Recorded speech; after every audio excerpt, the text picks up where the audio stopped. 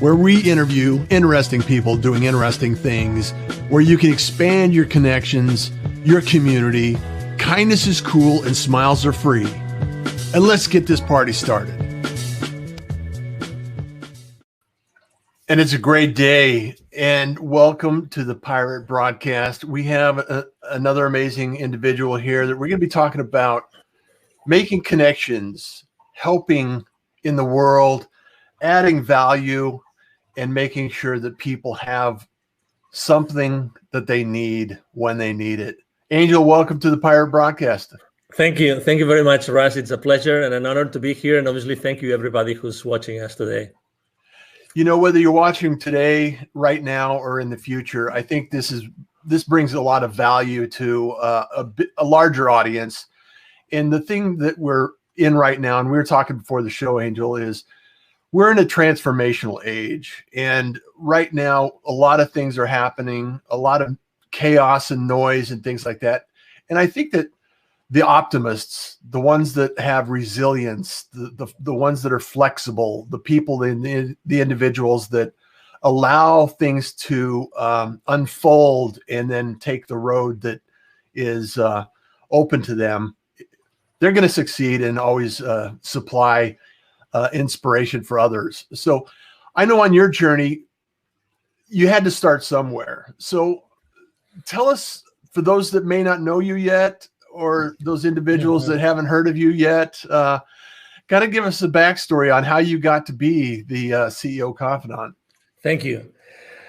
Yeah, I would say that probably the starting point was being in, low middle class family in Spain. I was born close to Barcelona, and I think that the big decision that my parents made was, number one, to put me to French lessons, to French language classes in my formal education system, and also to put me to English language lessons outside at the same time. So I was learning French and English at the same time.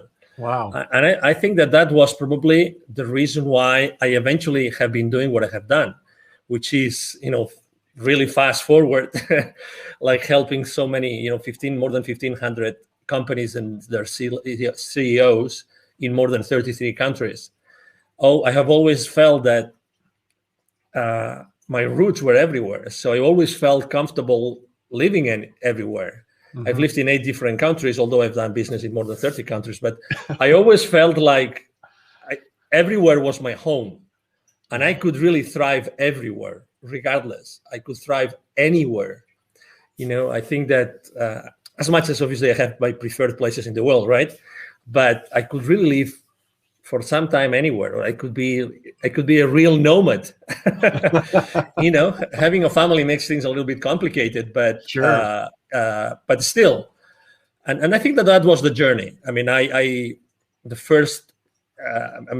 I was, I think it was in 7th grade, 8th grade, it was my first ever trip abroad. It was a summer in Scarborough, the famous Scarborough in the UK, where I moved, when I went from having to translate, when you learn a language, that is, you translate everything in your head, going from translating it into, language automation. You didn't have, I could speak English without thinking about it, just saying it, just expressing the concept, whatever that was.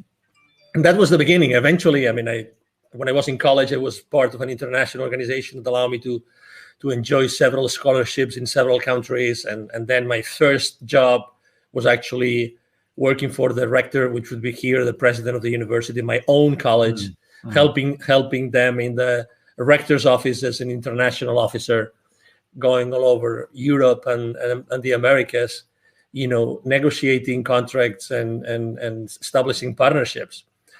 And it's pretty much what I have been doing throughout the rest of my life. It's like doing business development. And you said something which actually you're very right, which is adding value. I think that I've been adding value consistently to many different companies and organizations. And that has given me the chance to become eventually the CEO Confidant, right? Yeah, that's amazing that the first job you had allowed you to become who you are today. You know, Absolutely. a lot of us have multiple careers. We have these test careers, I call them. You know, something that's like, okay, I have an opportunity to do this, so I go do this, and then the next thing you know, it's like, that's not what I want to do. And you had an instant invitation and introduction to what you're doing now, and it falls in line with exactly what you're doing now, and it just that's incredible. So I love it. And I would like to add something when you were explaining the moment in history that we are living right now, this transformational moment in history. Yeah. I would like to add an additional adjective to the ones that you mentioned, because I think it's very important.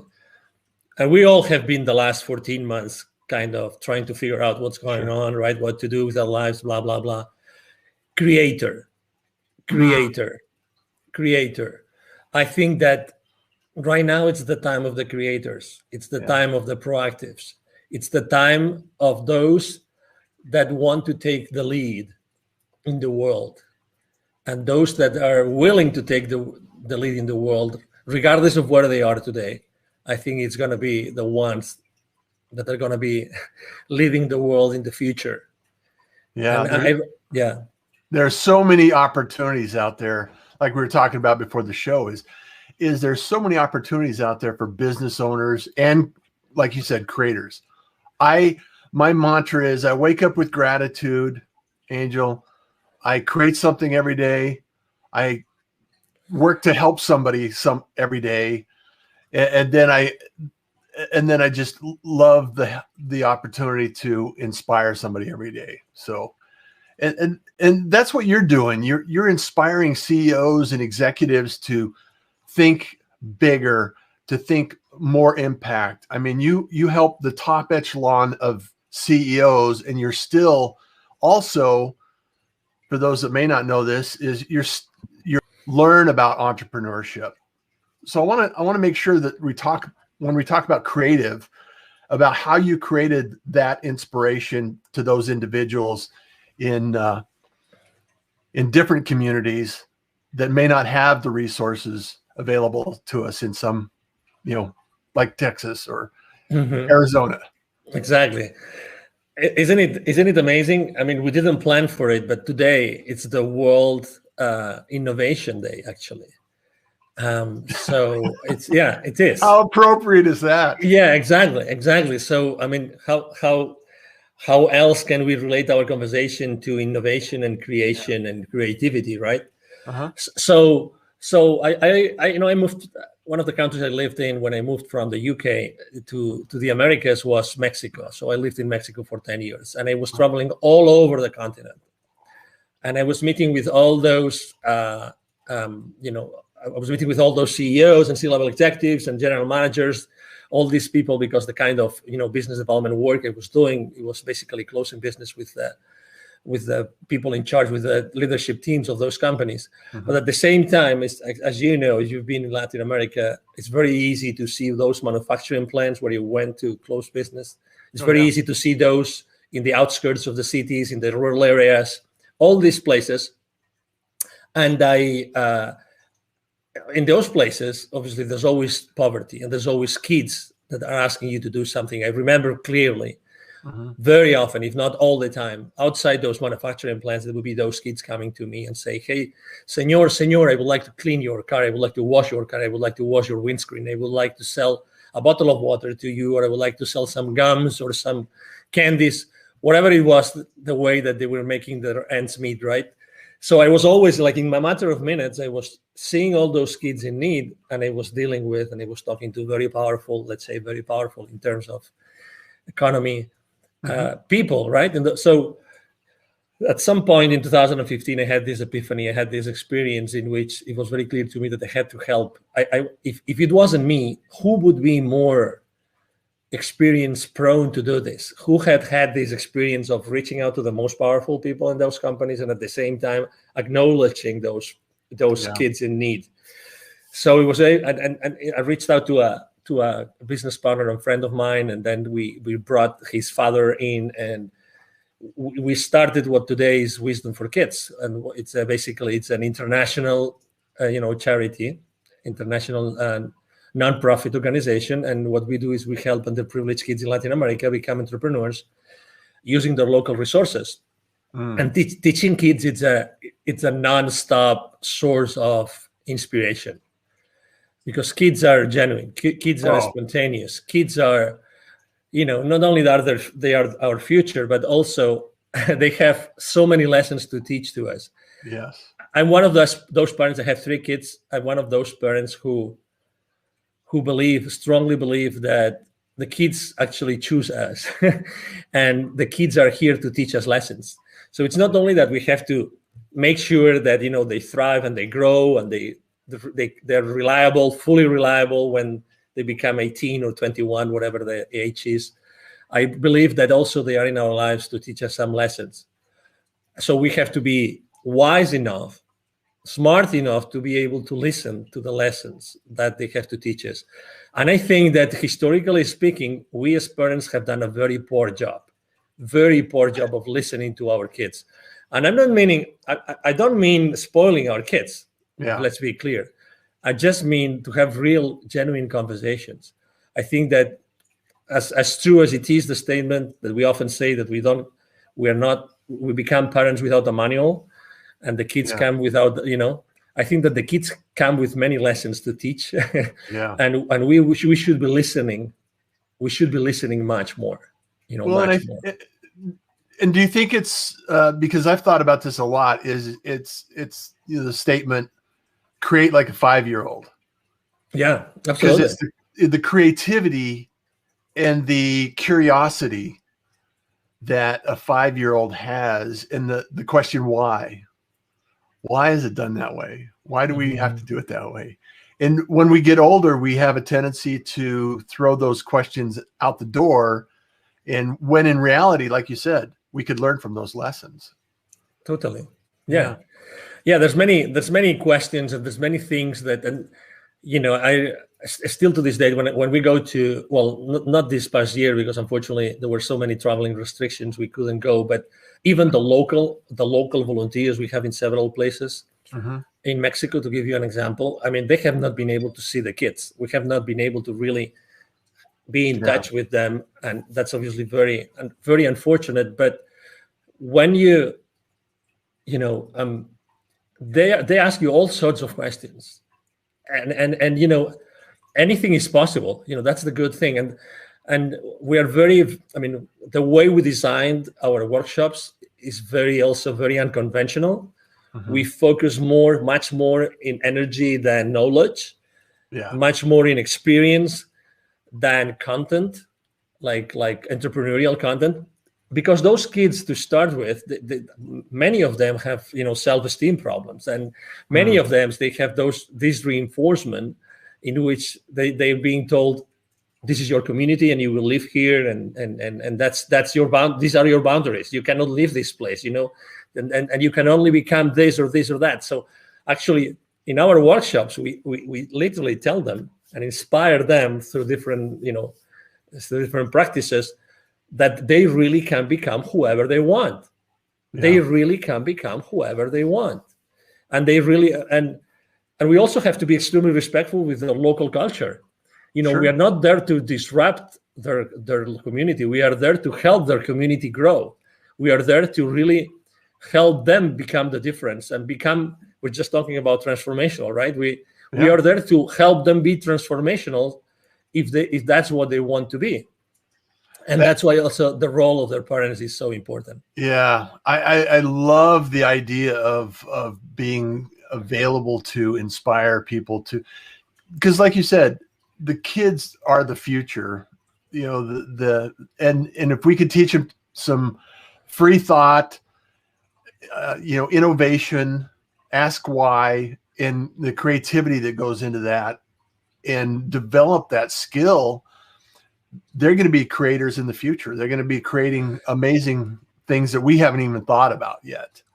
And with as many management consultants, as many theories, as many ways to help companies increase the engagement of the employees, and have the employees accountable, keep them accountable to the share, to the creation of shareholder value. You name it. There's so many things going on in the companies right now, in the organizations, in the world right now. Yeah. Why nobody has ever thought of consistently once a month bring all the kids of the employees, all the kids once a month, and have an amazing brainstorming session with those kids and just listen to them, honestly, and just listen to them. I mean, I really don't know why nobody's doing this. Maybe because I think you could probably instigate that, don't you? Oh, absolutely. Yeah. I mean, they have Parents' Day at school. Why wouldn't we have Kids' Day at work? Yeah, and at school, and for instance, here in Plano, Texas, north of Dallas, the library system actually organizes. I think it's one Saturday a month. They organize, large corporations to come and teach the kids in a library setup. Uh-huh. But what if, what if those kids were to go to where their parents work, and again, once a month or maybe once a quarter, have an entire morning or even an entire day, with pizza, whatever that is, and just have their honest feedback. I mean, what do you think of what your parent does, of your father or your mother does in this company? What do you think? When you think about what we do as a company, what do you think? How do you explain to your friends what your parents do in this company? You know what I mean?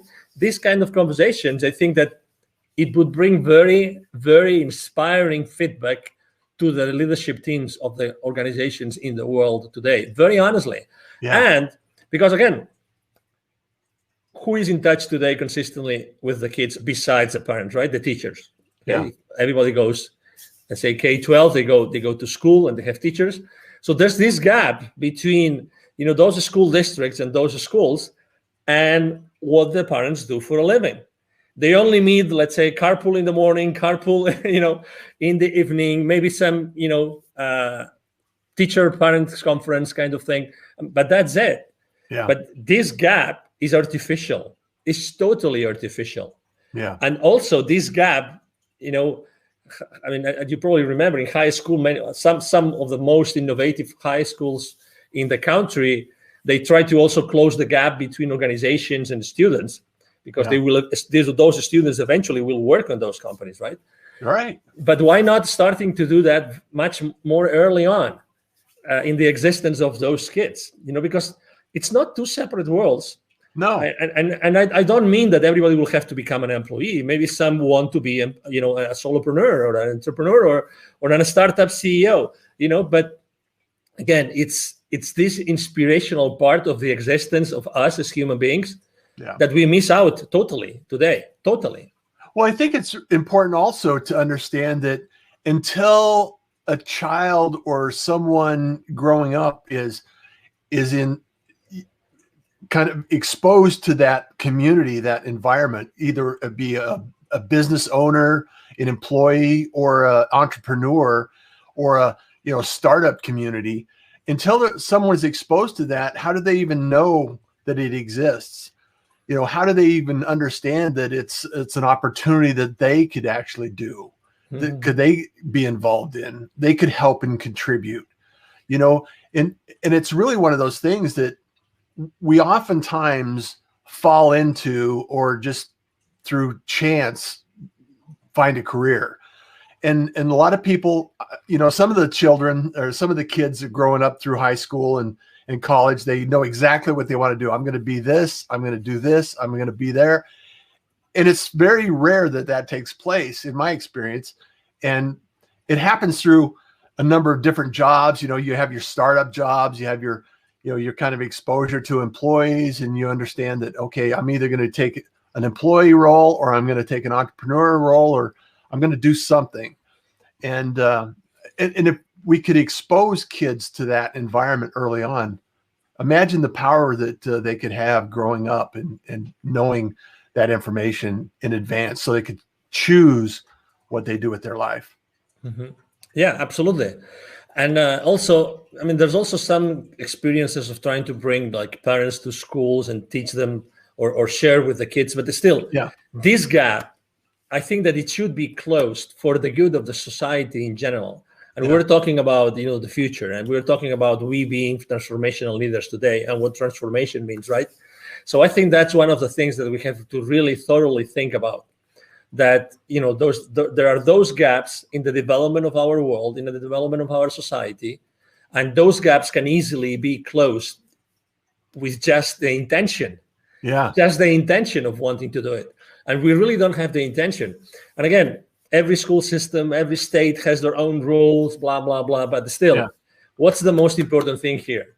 The most important thing here is to make progress as a civilization, to make progress.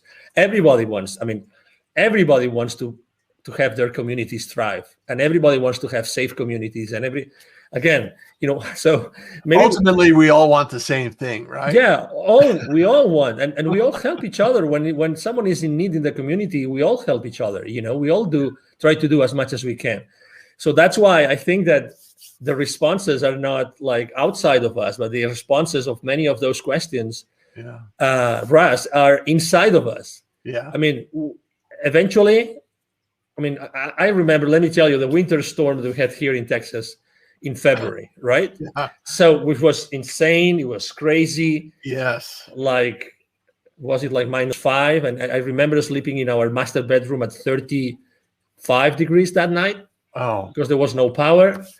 And we live in a nice neighborhood, so I cannot believe what has happened in other neighborhoods. Yeah. But so many neighbors like coming together and trying to help each other and do this and do that. That week was difficult, was really scary, but at the same time, there was so much good coming out of the communities and helping each other and bringing food and bringing water and sharing what we had with others, and so many things. There were so many gestures. And again, trying to divide us is the wrong path to go, because as humans, that's not what we want to do. As humans, we all want to really help each other. That's who we are. And nobody can change this. We really want to help each other, and we understand each other. And again, going back to the kids, that's why being or having a nonprofit working for kids is so important, is that we go back to the kids again. The kids have the kids have the answer. The kids are the answer to so many things in this world, and the future is being built by them.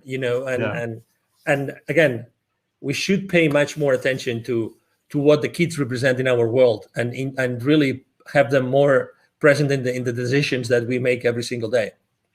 Well, the seed has been planted on World Innovation Day. So I want to give a shout out to some of the people that joined us here, Angel. Angie, good morning, everyone. Pirate. Kate O'Hare's here this morning. Good morning, Russ. Hi, Jeffrey Kate. Berger says, good morning, Pirates, from Western New York, where it's snowing. It's still snowing in Western New York. Look at that. Glad to join you this morning. It's cold in Texas too. Yeah. It's cold in Texas today too. I don't know about Arizona, but here in Dallas, it's cold today. Oh, man. Jeffrey, snow in Michigan, left Florida last week. So agree with you, Angel. Game changers, change before change is required. We need to be creators to make a difference. Love your nuggets. Thank you so much, Jeffrey, for being here. Kate O'Hare, I'm in Cape Coral, Florida, taking care of my mom's estate. Get back to Florida. Thanks, it's high. Sheila Chamberlain joining us in. Hello. Hello. Kate says, I agree with Angel. It's our creator. It could be that we have the pandemic to remind us to come back to our roots. Absolutely. Go ahead. No. I was just gonna say. I love to interact with the audience, but oh my God. Let's say. I don't know if you have kids, Russ, but probably a lot of people have kids. So if you have a kid who is a rebel, right? If you have a kid, every single kid is different. I have three children. Every single one of them is different, right? So. Yep. What do we do? Do we kick them out? What do we really do? Yeah. Is there anything that we don't do for our kids? Is there anything that we don't consider? Is there any option that in order to help our kids we don't consider? Of course not, because they are blood of our blood. Yeah. They're ourselves, right? So it's the same with the rest of the world. I really believe that it makes no difference to deal with our kids or someone else's kids or anybody else that we work with and that we interact with. There's really no big difference. Yeah. Well, and if we don't offer the opportunity to plant those seeds and nurture that idea and that concept, somebody else will. And it's not always a good option. Yeah. And at-risk kids are out there, and we need to do everything we can to help them find a positive outcome in their life and a journey that they can follow and appreciate and help others as well. And I think planting that seed is really so. I love the idea. I love the idea of bringing in there and influencing individuals that are growing up. And so in your CEO community, how would you go about thinking of this kind of concept and planting that seed? Yeah, that's a great question. And sometimes people ask me, what kind of clients do you work with? I mean, is there a particular industry, is there a particular vertical? I always say the same thing. I work with, with business leaders who really want to change, who really want to leave a legacy, and who really want to make the world a better place. Okay. So it's in alignment with the idea that we just talked about. Exactly. Yeah. So I don't want to attract people that I don't resonate with. Yeah. So that's why I've worked with, so many different, markets and verticals and industries and countries. And I think that when you travel consistently internationally, you realize that, your very tight ideas, like small ideas, they become obsolete immediately because you realize that you have to open to possibilities continuously, and you have to be flexible enough to adapt to ways of thinking and of behaving that you never saw before, right? And they're not good or bad; they're just part of their local culture, and you have to consistently adapt to that, right? So I think that's why when I was thinking of my brand 5-6 years ago, I put Confidant, because when you become trustworthy with the, to someone with their business, eventually, if they perceive the value, you eventually have many other conversations that go beyond the business themselves. I know that obviously the main purpose of a business is to generate shareholder value. Right. It's very clear that that's the case, to create shareholder value for this, for the shareholders, for the people that put the risk and put the money to start with, and they keep on doing it every single day.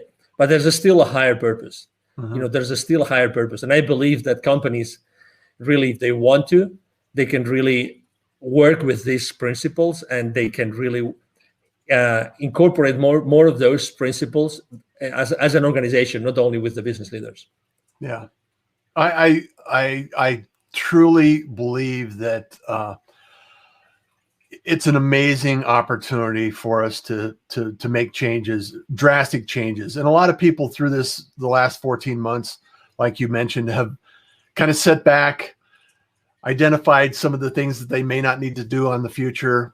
Business is going to change, lives are going to change. And for you and I in conversation, sometimes this is a better outcome than we could ever imagine. And because a lot of times trauma is what makes the change. It causes and forces us to think about things that we hadn't thought of before. So I really want to thank you, Angel, for being here, sharing these ideas. I think we could go on for a few hours and talk about these ideas. You bet. Because there's so many people that need your help and need your service and need your support. And if you're not connected with Angel, reach out, tell him you're a pirate. Make sure that the connection and the conversations take place.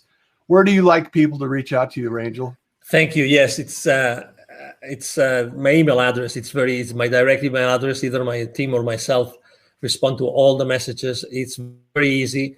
It's Angel, ANGEL, at angelribo.com. Ribo is my last name. It's spelled like R-I-B as in boy O. Angel at angelribo.com. I'm very active online on all social media platforms. I'm on LinkedIn all the time, posting every single day. So it will be a pleasure to be in touch with you. And Jeffrey says, yes. We need to get out of the old school model, go to school, get an education, find a nice, safe job. No such thing.